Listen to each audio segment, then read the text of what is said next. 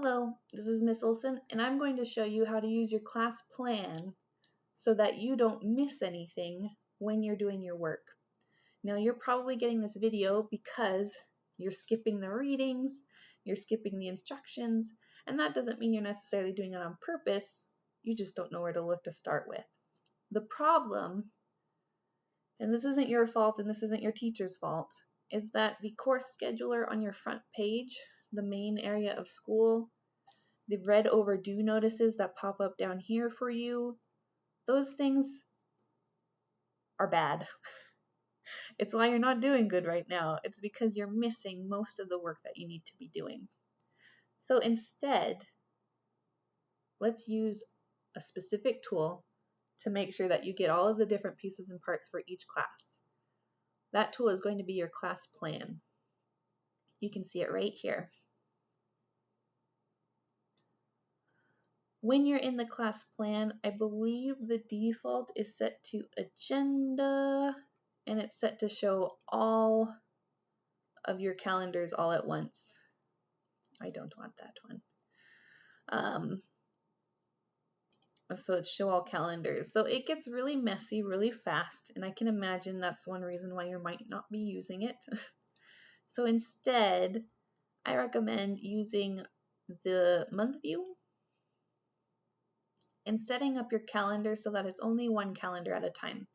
That does mean that you'll need to go through each class to figure out what you need to do for the day. But that's not, it's a 5-minute extra step when you're trying to figure out what you got to do. Once you've got your month view and you've got your class, you can see a nice clean calendar down here. You can click on the first item, and usually that's going to be your reading. Click more.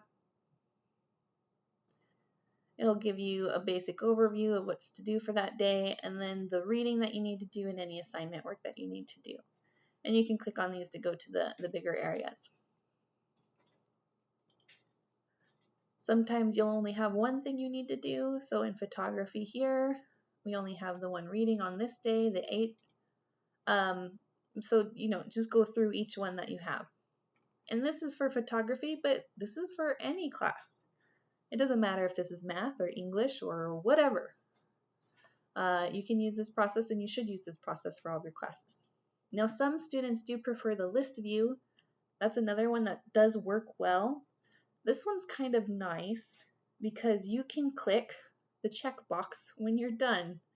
So you can just go through and be like, okay, yeah, I finished that, I finished that, I finished that.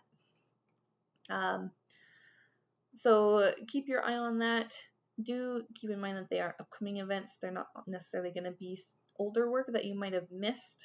So once I scroll down far enough, it's just photo CCs. So this isn't good for late work. I recommend the month view for late work, but it is good to keep on top of your tasks for the upcoming time. All right, if you have any questions, you can message me or you can message your other teachers. Good luck.